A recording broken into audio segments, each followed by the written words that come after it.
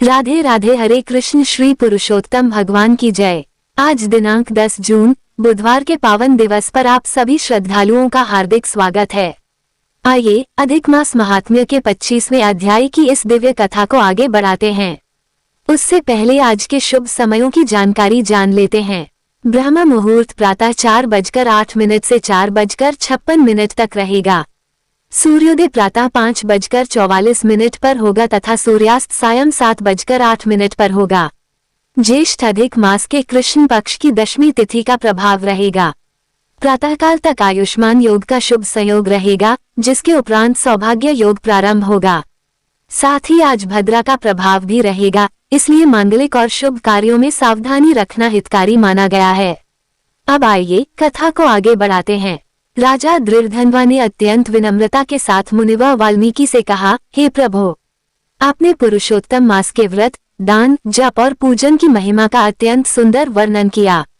अब कृपा करके इस व्रत के उद्यापन की विधि भी विस्तार से बताइए, जिससे व्रती मनुष्य अपने व्रत को पूर्ण फलदायक बना सके। राजा की विनम्र प्रार्थना सुनकर वाल्मीकि मुनि प्रसन्न हुए और बोले, हे राजन, जो मनुष्य पुरुषोत्तम मास का व्रत श्रद्धा, भक्ति और नियम पूर्वक करता है, उसके लिए उद्यापन करना अत्यंत आवश्यक माना गया है। उद्यापन के बिना व्रत का पूर्ण फल प्राप्त नहीं होता। इसलिए अब मैं तुम्हें उस पवित्र विधि का वर्णन करता हूँ, जिसे सुनने मात्र से भी मनुष्य के पाप क्षीण होने लगते हैं। मुनि बोले, पुरुषोत्तम मास के कृष्ण पक्ष की अष्टमी, नवमी अथवा चतुर्दशी तिथि में से किसी शुभ दिन उद्यापन करना चाहिए। उस दिन प्रातःकाल ब्रह्म मुहूर्त में जागकर भगवान का स्मरण करे, स्नानादि से निवृत्त होकर शुद्ध वस्त्र धारण करे और मन को सांसारिक चिंताओं से हटाकर भगवान पुरुषोत्तम के चरणों में स्थिर करे। इसके पश्चात अपनी सामर्थ्य के अनुसार विद्वान, सदाचारी और विष्णु भक्त ब्राह्मणों को आमंत्रित करे। यदि सामर्थ्य हो तो 30 ब्राह्मणों को बुलाए, अन्यथा 7 या 5 ब्राह्मणों को भी श्रद्धापूर्वक आमंत्रित किया जा सकता है। वाल्मीकि जी आगे कहने लगे, मध्याह्न काल में 5 प्रकार के उत्तम अन्नों से सुंदर सर्वतभद्र मंडल की रचना करनी चाहिए। उस मंडल के ऊपर स्वर्ण, रजत, ताम्र अथवा मिट्टी के 4 निर्मल और अखंड कलश स्थापित करने चाहिए। उन कलशों को स्वच्छ वस्त्रों, पुष्पों और पवित्र पत्तों से अलंकृत कर चारों दिशाओं में स्थापित किया जाए। उन 4 कलशों पर क्रमशः वासुदेव, बलराम, प्रद्युम्न और अनिरुद्ध स्वरूप भगवान की स्थापना करनी चाहिए। इसके बाद व्रतारंभ के समय स्थापित किए गए श्री राधिका सहित पुरुषोत्तम भगवान को अत्यंत श्रद्धा से लाकर मंडल के मध्य भाग में विराजमान करना चाहिए। उस समय वातावरण में भक्ति की ऐसी धारा बहनी चाहिए कि प्रत्येक श्वास में भगवान का नाम और प्रत्येक भाव में भगवान का स्मरण समाया हुआ हो। वैष्णव आचार्य का आदरपूर्वक वरण कर उन्हें यथाशक्ति वस्त्र और सम्मान प्रदान करना चाहिए। साथ ही 4 ब्राह्मणों को जप और अनुष्ठान के लिए नियुक्त करना चाहिए।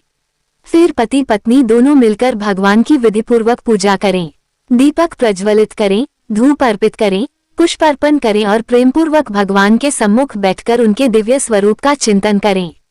चारों दिशाओं में दीप स्थापित कर ऐसा अनुभव करें मानो समस्त दिशाएं भगवान की दिव्य ज्योति से आलोकित हो रही हों। इसके पश्चात नारियल, फल और अन्य पवित्र सामग्री से भगवान को अर्घ्य अर्पित करें। अर्घ्य देते समय मन में यह भाव रखें कि हे प्रभु, मेरे पास जो कुछ भी है वह सब आपका ही दिया हुआ है और मैं उसी को आपके चरणों में समर्पित कर रहा हूँ। फिर श्रद्धापूर्वक घुटनों के बल बैठकर दोनों हाथों में फल, पुष्प और यथाशक्ति भेंट लेकर भगवान पुरुषोत्तम का ध्यान करे। नवीन वर्षा ऋतु के मेघ के समान श्याम सुंदर स्वरूप, पीतांबरधारी, हाथों में मुरली धारण किए हुए और श्री राधिका जी के साथ विराजमान भगवान का चिंतन करे। उस समय मन में केवल एक ही भावना हो कि प्रभु मेरे जीवन के आधार हैं, मेरे रक्षक हैं और मेरे उद्धारकर्ता हैं। जो भक्त इस प्रकार निर्मल हृदय से भगवान का स्मरण करते हुए अर्घ्य अर्पित करता है, उसके अनेक जन्मों के संचित दोष नष्ट होने लगते हैं और भगवान की कृपा उस पर बरसने लगती है। इसके उपरांत भगवान के नाम मंत्रों द्वारा हवन करना चाहिए, तिल की आहुतियां अर्पित करनी चाहिए तथा तर्पण और मार्जन की क्रियाएं संपन्न करनी चाहिए। फिर प्रेम और श्रद्धा से भगवान पुरुषोत्तम तथा श्री राधिका जी की आरती करनी चाहिए। आरती के समय भक्त को ऐसा अनुभव करना चाहिए मानो स्वयं वृंदावन धाम की पवित्र भूमि पर खड़ा होकर भगवान के सम्मुख दीप अर्पित कर रहा हो।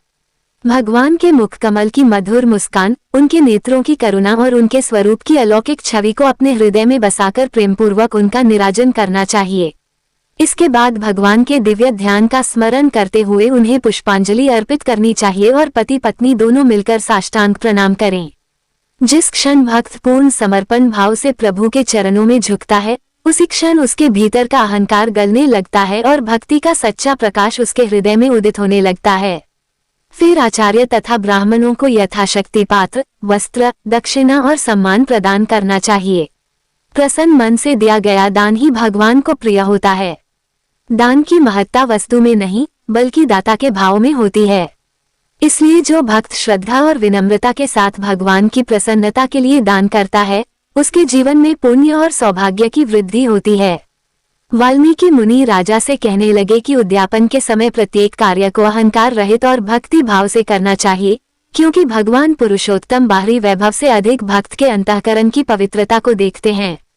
जो मनुष्य इस सत्य को समझकर व्रत और उद्यापन करता है, उस पर भगवान की विशेष कृपा बनी रहती है। इसके पश्चात मुनिवर ने आगे की दिव्य विधियों का वर्णन करते हुए कहा। वाल्मीकि मुनि आगे कहने लगे, हे राजन, उद्यापन के समय यथाशक्ति गौदान का विशेष महत्व बताया गया है। यदि सामर्थ्य हो तो बछड़े सहित दूध देने वाली सुशील गौ को सुंदर वस्त्रों और अलंकारों से सजाकर योग्य ब्राह्मण को दान देना चाहिए। गौ के श्रृंगों को यथासंभव स्वर्ण से, खुरों को रजत से तथा उसके गले को घंटियों और शुभ आभूषणों से अलंकृत करना चाहिए। ऐसा दान करने वाला मनुष्य केवल स्वयं ही नहीं, बल्कि अपने अनेक कुलों का भी कल्याण करता है। भगवान की कृपा से उसके जीवन के अनेक कष्ट दूर होने लगते हैं और उसके मार्ग की बाधाएं स्वतः समाप्त होने लगती हैं। इसके साथ ही घी से भरा हुआ पात्र, तिल से भरा हुआ पात्र तथा अन्य आवश्यक दान सामग्री भी श्रद्धापूर्वक अर्पित करनी चाहिए। पति पत्नी के उपयोग के लिए उत्तम वस्त्रों का दान करना भी अत्यंत पुण्यदायक माना गया है। जो मनुष्य भगवान की प्रसन्नता के लिए दान करता है, उसके धन में कभी अभाव नहीं आता और उसका जीवन सुख, शांति तथा संतोष से भर जाता है। हे राजन, यदि सामर्थ्य हो तो वैष्णव ब्राह्मण को श्रीमद् भागवत महापुराण का दान अवश्य करना चाहिए। ये केवल एक ग्रंथ नहीं, बल्कि भगवान की दिव्य वाणी और उनका साक्षात स्वरूप माना गया है। जो भक्त श्रद्धा से श्रीमद् भागवत का दान करता है, वह दुर्लभ पुण्य का भागी बनता है। उसके जीवन में भक्ति का प्रकाश बढ़ता है और उसके हृदय में भगवान के प्रति प्रेम की धारा प्रवाहित होने लगती है।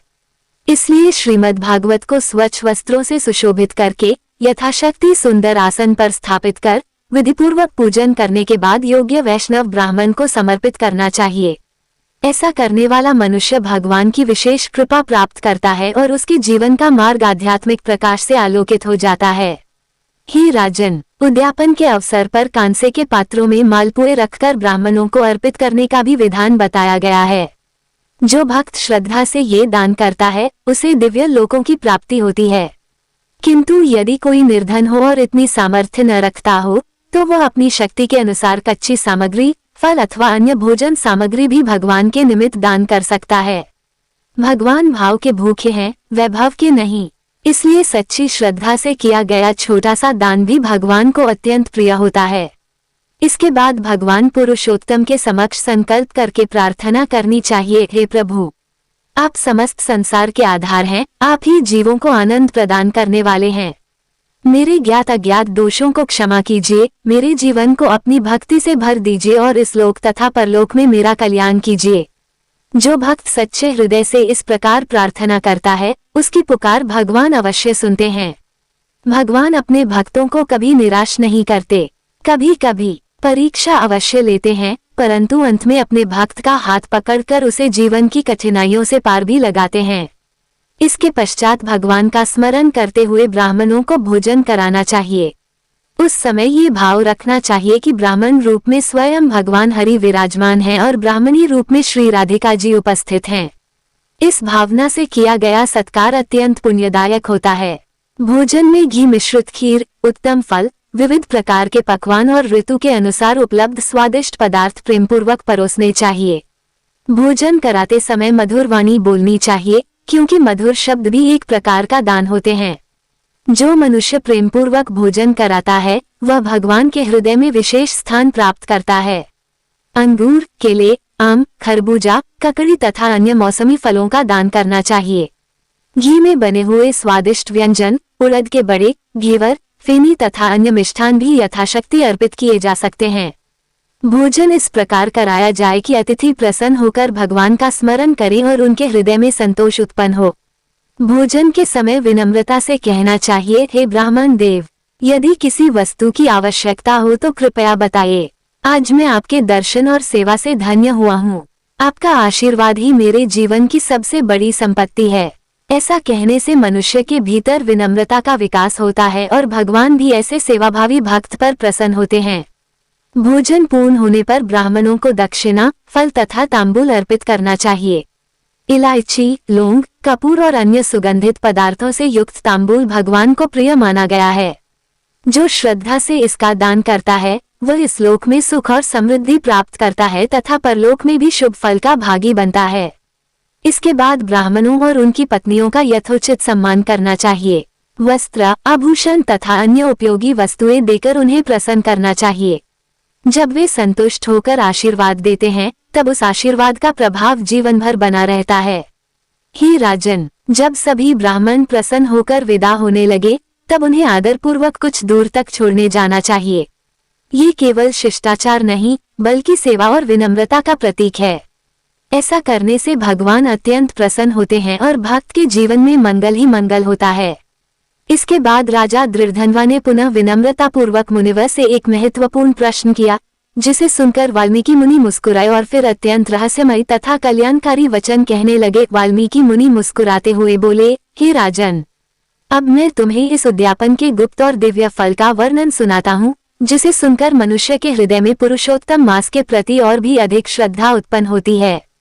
संसार में अनेक प्रकार के यज्ञ, व्रत, तप, दान और तीर्थ बताए गए हैं, किंतु जो फल पुरुषोत्तम मास में श्रद्धा और भक्ति से किए गए व्रत तथा उसके विधिपूर्वक उद्यापन से प्राप्त होता है वह अत्यंत दुर्लभ माना गया है।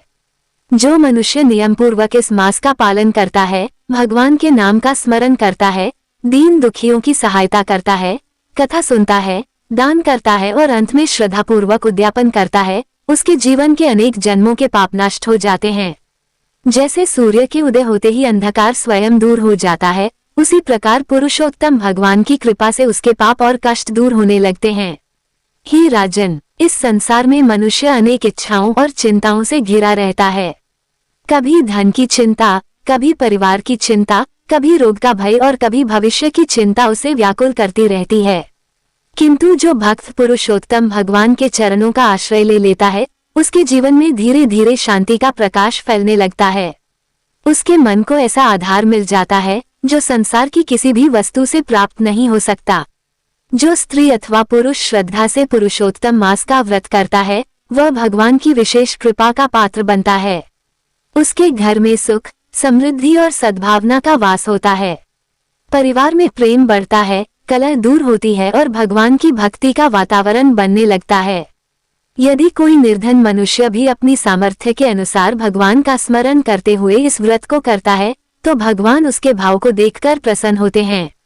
भगवान कभी यह नहीं देखते कि भक्त ने कितना दिया, वे तो ये देखते हैं कि उसने कितने प्रेम से दिया। एक मुट्ठी अन्न भी यदि सच्ची श्रद्धा से अर्पित किया जाए तो वह भगवान को उतना ही प्रिय होता है जितना किसी धनी व्यक्ति का बड़ा दान। हे राजन, इस मास में किया गया नामस्मरण विशेष फलदायक होता है। जो मनुष्य प्रेम पूर्वक राधे कृष्ण, हरे कृष्ण, गोविंद, गोपाल अथवा भगवान के किसी भी पवित्र नाम का जप करता है, उसके हृदय की मलिनता दूर होने लगती है। धीरे धीरे उसका मन संसार के मोह से हटकर भगवान की ओर आकर्षित होने लगता है। कथा श्रवण का भी अत्यंत महत्व है। जो भक्त पुरुषोत्तम मास की कथा श्रद्धा से सुनता है या दूसरों को सुनाता है, उसके घर में पुण्य की वृद्धि होती है। जहाँ भगवान की कथा होती है वहाँ देवता प्रसन्न होते हैं और वहाँ का वातावरण पवित्र हो जाता है। हे राजन, जो मनुष्य पुरुषोत्तम मास में क्रोध, निंदा, छल, कपट और अहंकार का त्याग करके दया, सेवा, सत्य और भक्ति का आचरण करता है वह भगवान के अत्यंत निकट पहुँच जाता है। क्योंकि भगवान को बाहरी दिखावा नहीं बल्कि भक्त का निर्मल हृदय प्रिय होता है। इसलिए इस पवित्र मास में यथासंभव दीनों की सहायता करनी चाहिए, गौसेवा करनी चाहिए, संतों का सम्मान करना चाहिए, माता पिता की सेवा करनी चाहिए और अपने व्यवहार को मधुर बनाना चाहिए। यही भगवान की सच्ची पूजा है। जो मनुष्य केवल अपने सुख के लिए नहीं बल्कि दूसरों के कल्याण के लिए भी सोचता है, भगवान उस पर विशेष कृपा करते हैं। उसके जीवन के मार्ग में आने वाली अनेक बाधाएं स्वतः दूर होने लगती हैं।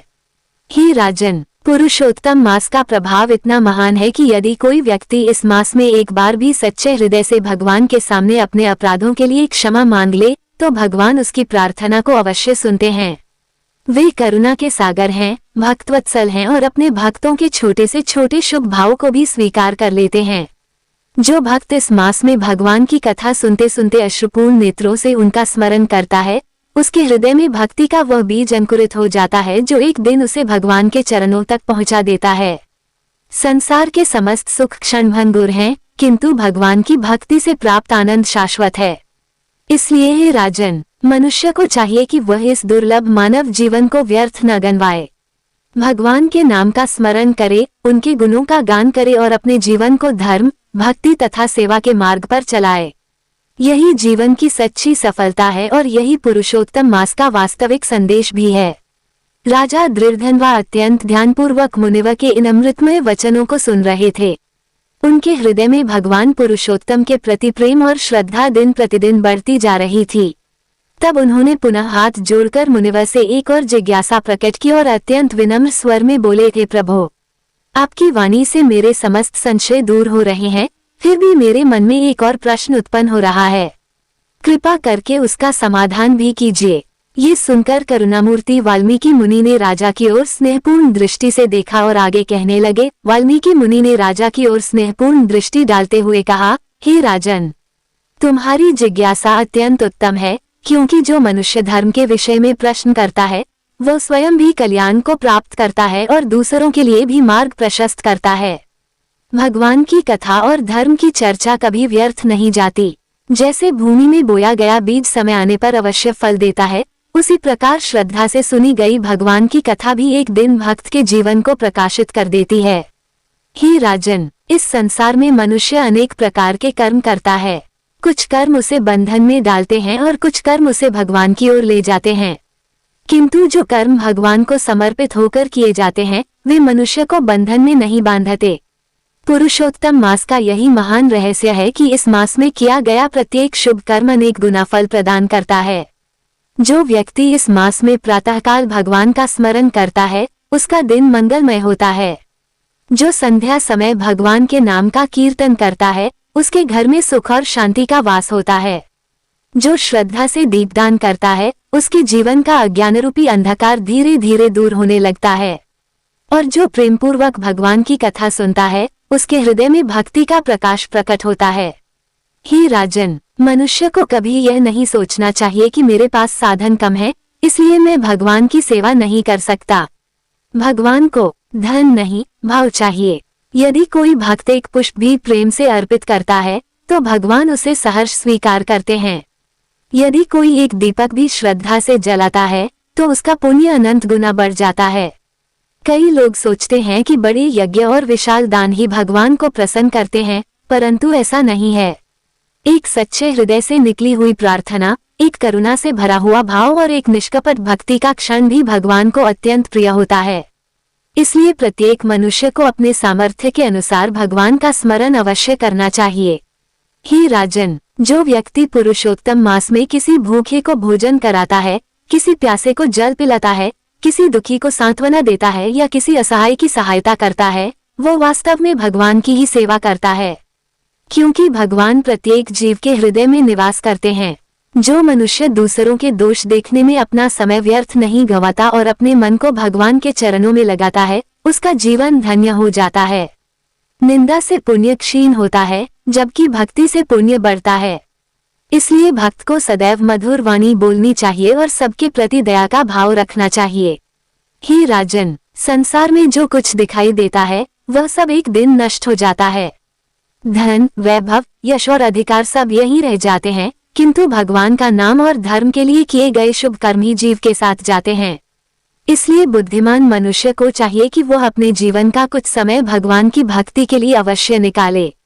जो व्यक्ति पुरुषोत्तम मास में भगवान श्री कृष्ण के नाम का जप करता है उसके हृदय में धीरे धीरे वैराग्य और ज्ञान का उदय होने लगता है। उसके मन की चंचलता कम होती है और उसे भगवान की कृपा का अनुभव होने लगता है।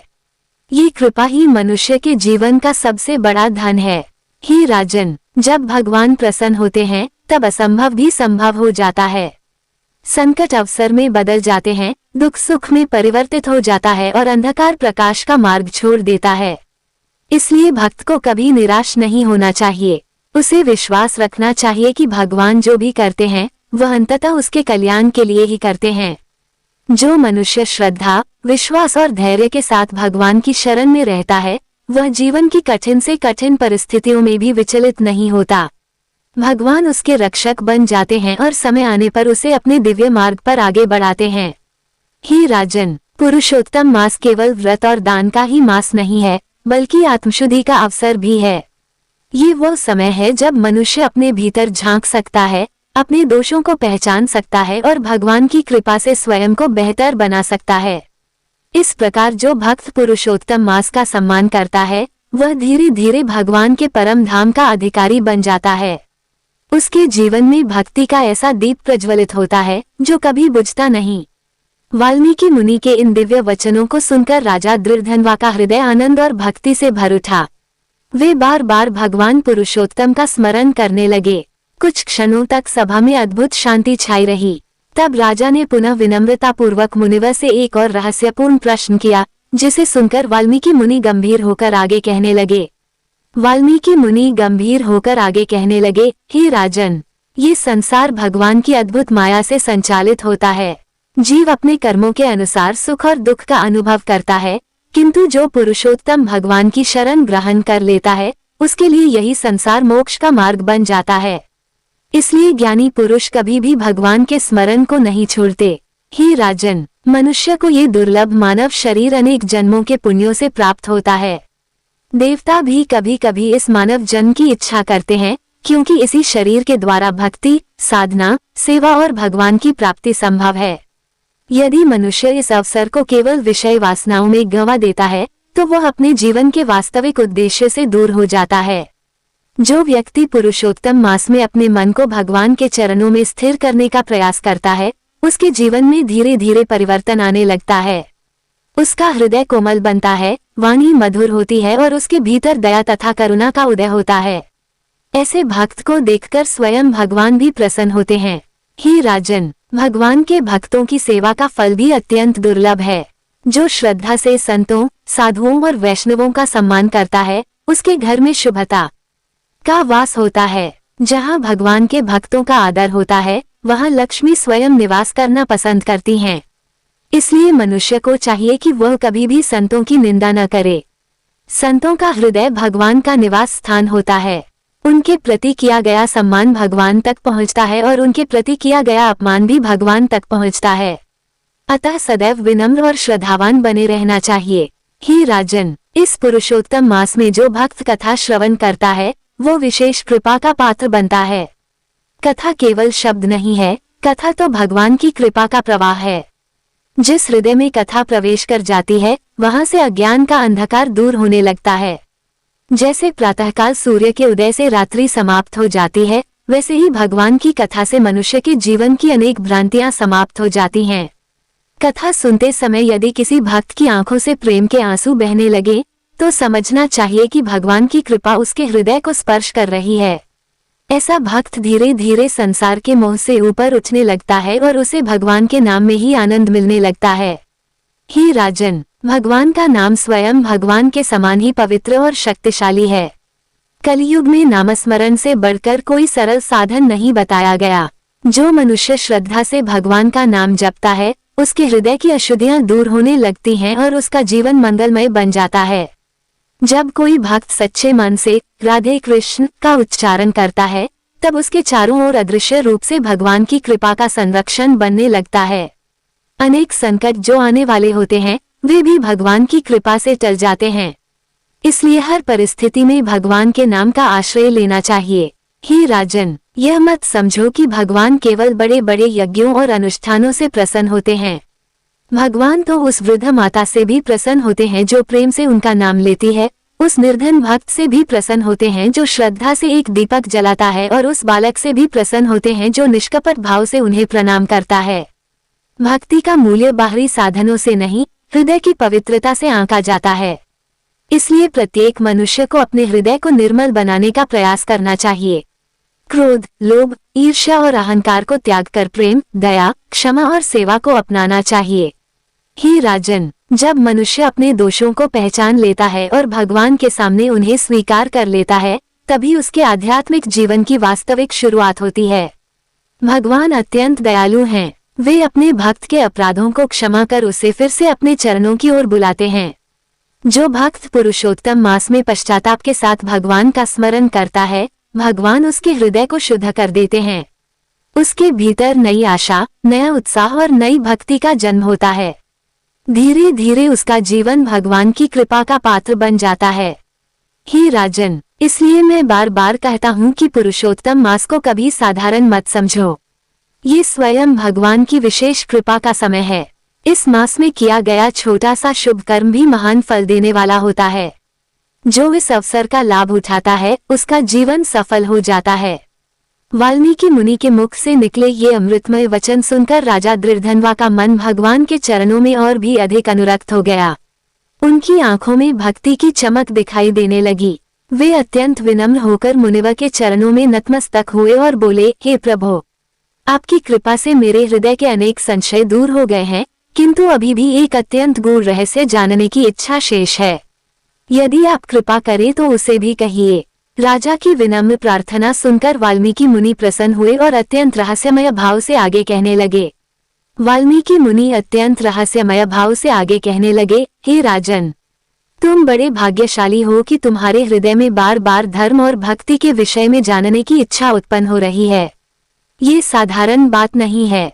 जिन पर भगवान की विशेष कृपा होती है, उन्हीं के मन में ऐसे पवित्र प्रश्न जागृत होते हैं।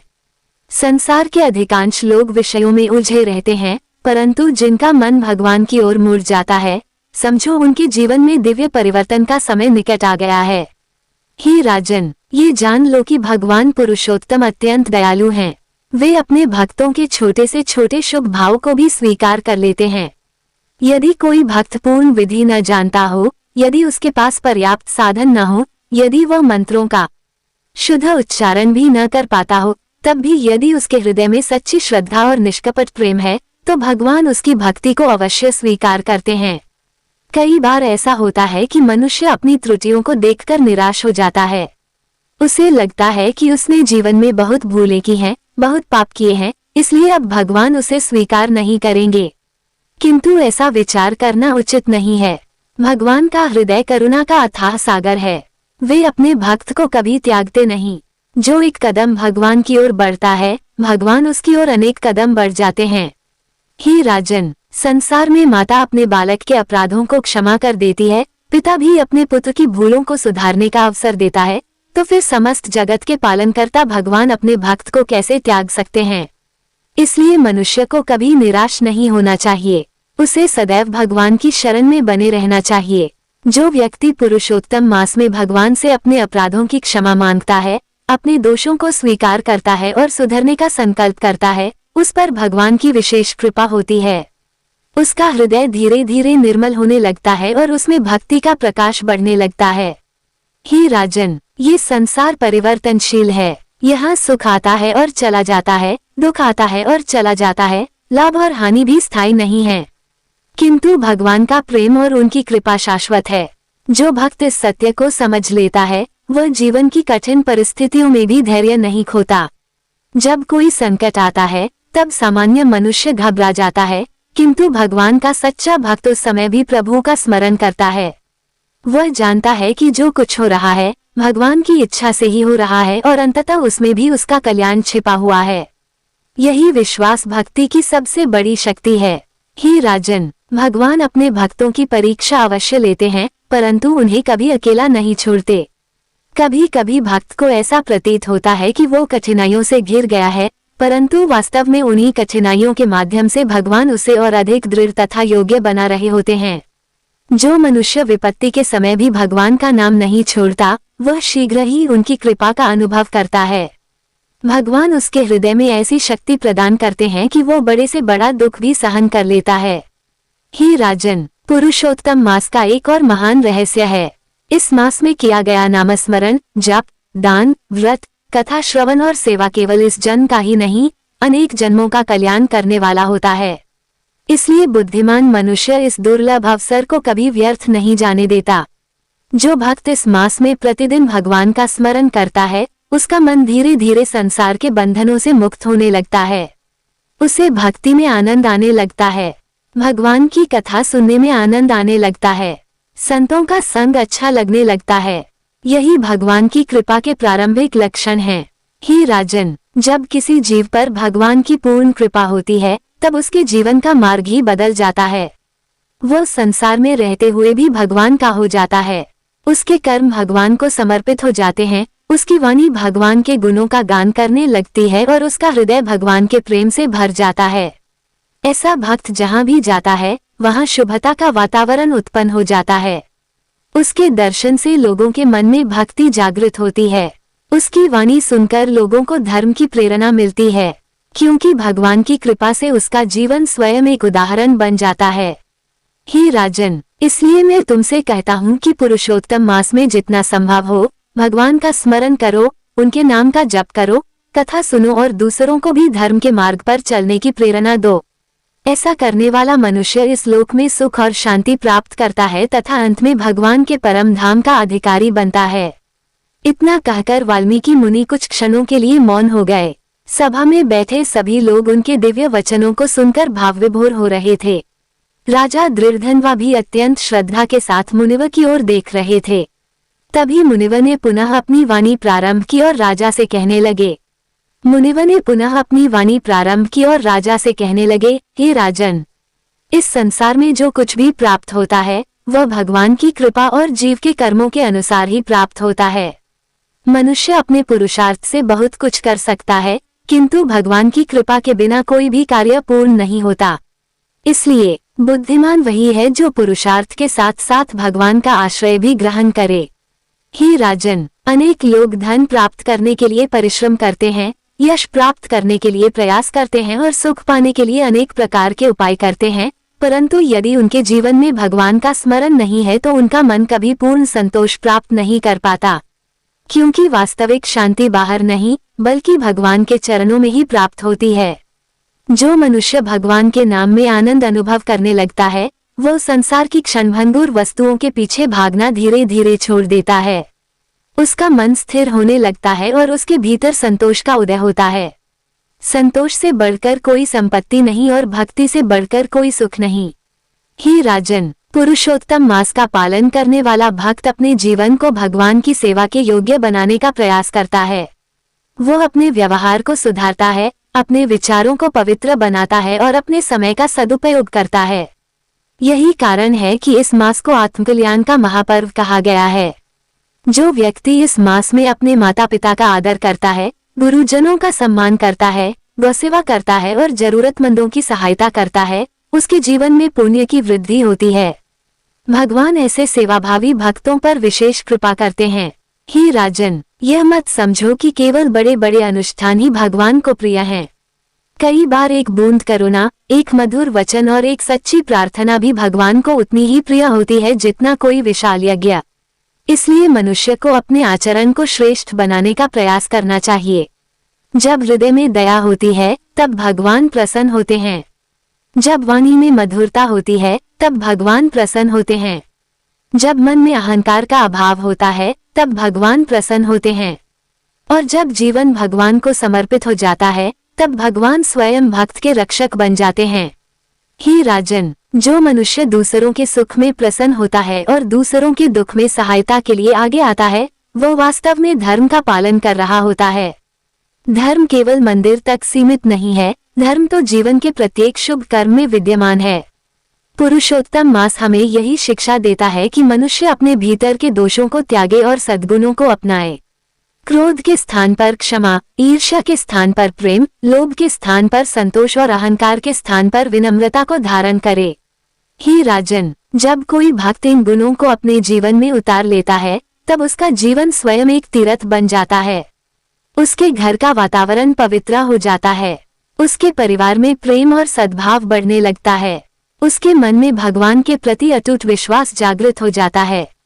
भगवान का सच्चा भक्त कभी किसी का अहित नहीं सोचता, वो सबके कल्याण की कामना करता है। उसके हृदय में दया और सेवा का भाव रहता है। ऐसे भक्त भगवान को अत्यंत प्रिय होते हैं। हे राजन, ये शरीर नश्वर है, ये संसार भी नश्वर है, परंतु भगवान का नाम और उनकी भक्ति अमर है। इसलिए जो बुद्धिमान है वह अपने जीवन में भगवान के नाम को स्थान अवश्य देता है। वो प्रतिदिन कुछ समय प्रभु के स्मरण में लगाता है और यही अभ्यास एक दिन उसे भगवान के निकट पहुंचा देता है। पुरुषोत्तम मास में किया गया प्रत्येक शुभ कर्म मनुष्य के आध्यात्मिक जीवन को आगे बढ़ाता है। चाहे वह एक दीपक जलाना हो, एक माला जपना हो, कथा सुनना हो, किसी भूखे को भोजन कराना हो या किसी दुखी को सांत्वना देना हो, भगवान प्रत्येक शुभ भाव को स्वीकार करते हैं। इसलिए हे राजन, मनुष्य को कभी यह नहीं सोचना चाहिए कि मैं छोटा हूँ या मेरे पास साधन कम है। भगवान के दरबार में केवल भक्ति का मूल्य है। वहाँ धन, पद और वैभव नहीं, बल्कि श्रद्धा और प्रेम की गणना होती है। जो भक्त इस सत्य को समझ लेता है, उसका जीवन धन्य हो जाता है। उसके लिए प्रत्येक दिन भगवान की कृपा का अवसर बन जाता है और प्रत्येक श्वास भगवान के स्मरण का माध्यम बन जाती है। राजा दृढ़धन्वा मुनिवर के इन पवित्र वचनों को सुनकर अत्यंत आनंदित हुए। उनके हृदय में भगवान पुरुषोत्तम के प्रति प्रेम और श्रद्धा पहले से भी अधिक बढ़ गई। वे बार बार भगवान का स्मरण करने लगे और अत्यंत विनम्र भाव से मुनिवर के चरणों में प्रणाम कर बोले, हे प्रभु, आपकी अमृतमयी वाणी से मेरा हृदय तृप्त हो रहा है। कृपा करके आगे भी इस दिव्य महिमा का वर्णन करते हुए मुझे कृतार्थ कीजिए। राजा की विनम्र प्रार्थना सुनकर वाल्मीकि मुनि प्रसन्न हुए और आगे कहने लगे। राजा की विनम्र प्रार्थना सुनकर वाल्मीकि मुनि प्रसन्न हुए और बोले, हे राजन, तुमने अत्यंत श्रद्धा और एकाग्रता के साथ पुरुषोत्तम मास की महिमा को सुना है। जो मनुष्य श्रद्धा से भगवान की कथा सुनता है, उसके जीवन में अवश्य ही शुभ परिवर्तन आने लगते हैं। कथा केवल कानों से सुनने की वस्तु नहीं है, बल्कि उसे हृदय में धारण करने की आवश्यकता होती है। जब कथा हृदय में उतर जाती है, तब मनुष्य का जीवन भी भगवान की ओर मुड़ने लगता है। हे राजन, पुरुषोत्तम मास भगवान की असीम कृपा का प्रतीक है। यह ऐसा दुर्लभ अवसर है जिसमें साधारण से साधारण मनुष्य भी अपने जीवन को महान बना सकता है। जो व्यक्ति इस मास में भगवान का स्मरण करता है, उनके नाम का जप करता है, कथा श्रवण करता है, दान करता है और अपने आचरण को पवित्र बनाने का प्रयास करता है, वो निश्चित रूप से भगवान की कृपा प्राप्त करता है। संसार में अनेक प्रकार के सुख दिखाई देते हैं, किंतु वे सभी क्षणिक हैं। आज जो वस्तु सुखद प्रतीत होती है, वही कल दुख का कारण भी बन सकती है। परंतु भगवान की भक्ति से प्राप्त आनंद ऐसा है जो समय के साथ और बढ़ता जाता है। वो कभी नष्ट नहीं होता। इसलिए बुद्धिमान मनुष्य को चाहिए कि वो अपने जीवन में भगवान के लिए भी स्थान अवश्य रखे। हे राजन, जब मनुष्य भगवान का आश्रय ग्रहण करता है, तब वह अकेला नहीं रहता। उसके जीवन की प्रत्येक परिस्थिति में भगवान उसके साथ रहते हैं। कभी वे उसकी रक्षा करते हैं, कभी उसे शिक्षा देते हैं और कभी उसकी परीक्षा लेकर उसे और अधिक योग्य बनाते हैं। अंततः जो कुछ भी होता है, वह भक्त के कल्याण के लिए ही होता है। जो व्यक्ति पुरुषोत्तम मास की महिमा को समझ लेता है, उसके लिए यह मास केवल तिथियों का समूह नहीं रह जाता, बल्कि भगवान से जुड़ने का एक दिव्य अवसर बन जाता है। वो अपने भीतर झांकना सीखता है, अपने दोषों को पहचानता है और भगवान की कृपा से स्वयं को सुधारने का प्रयास करता है। यही इस मास का वास्तविक फल है। हे राजन, ये शरीर एक दिन नष्ट हो जाएगा, ये धन, वैभव और संसार की सारी वस्तुएं यहीं रह जाएंगी, किंतु भगवान के लिए किया गया एक भी शुभ कर्म व्यर्थ नहीं जाता। वह जीव के साथ चलता है और उचित समय पर उसका कल्याण करता है। इसलिए प्रत्येक मनुष्य को अपने जीवन में भक्ति, सेवा और सत्कर्मों का संचय अवश्य करना चाहिए। जो मनुष्य भगवान के नाम का आश्रय लेता है, उसके जीवन में धीरे धीरे प्रकाश फैलने लगता है। उसके मन की अशांति दूर होने लगती है। उसे अपने जीवन का उद्देश्य समझ आने लगता है और जब भगवान की कृपा पूर्ण रूप से प्राप्त होती है, तब उसका जीवन वास्तव में सफल हो जाता है। हे राजन, मैं पुनः कहता हूँ कि पुरुषोत्तम मास को कभी साधारण मत समझना। ये स्वयं भगवान को प्रिय मास है। इस मास में किया गया छोटा सा पुण्य भी अनेक गुना फल प्रदान करता है। इसलिए जो मनुष्य श्रद्धा और विश्वास के साथ इसका पालन करता है वह इस लोक में सुख, शांति और समृद्धि प्राप्त करता है तथा अंत में भगवान के परम धाम का अधिकारी बनता है। वाल्मीकि मुनि के ये दिव्य वचन सुनकर राजा दृढ़धनवा का हृदय भक्ति से भर उठा। उनके नेत्रों से आनंद के अश्रु बहने लगे। उन्होंने हाथ जोड़कर भगवान पुरुषोत्तम का स्मरण किया और मुनिवर के चरणों में प्रणाम करते हुए कहा, हे प्रभु, आज आपकी कृपा से मेरे सभी संशय दूर हो गए। पुरुषोत्तम मास की जो महिमा मैंने सुनी वह मेरे जीवन का अमूल्य धन बन गई है। मैं संकल्प करता हूँ कि सदैव भगवान के चरणों का स्मरण करता रहूंगा और धर्म तथा भक्ति के मार्ग पर चलने का प्रयास करूंगा। राजा के इन वचनों को सुनकर वाल्मीकि मुनि अत्यंत प्रसन्न हुए। उन्होंने राजा को आशीर्वाद दिया और कहा, हे राजन, जो श्रद्धा से पुरुषोत्तम मास की महिमा का श्रवण करता है, जो दूसरों को भी इसका महत्व बताता है और जो अपनी सामर्थ्य के अनुसार भगवान की भक्ति करता है, उस पर श्री राधा सहित पुरुषोत्तम भगवान की कृपा सदैव बनी रहती है। इस प्रकार राजा दृढ़धनवा और महर्षि वाल्मीकि के मध्य पुरुषोत्तम मास के उद्यापन, भक्ति, दान, सेवा और भगवान की कृपा का ये पावन संवाद संपन्न हुआ। इस अध्याय का श्रवण करने वाला भक्त भगवान पुरुषोत्तम की कृपा से अपने जीवन में शुभता, शांति और आध्यात्मिक उन्नति प्राप्त करता है तथा उसके हृदय में भगवान के प्रति प्रेम और श्रद्धा निरंतर बढ़ती रहती है। इति श्री पुरुषोत्तम मास महात्म्य 25वां अध्याय समाप्त।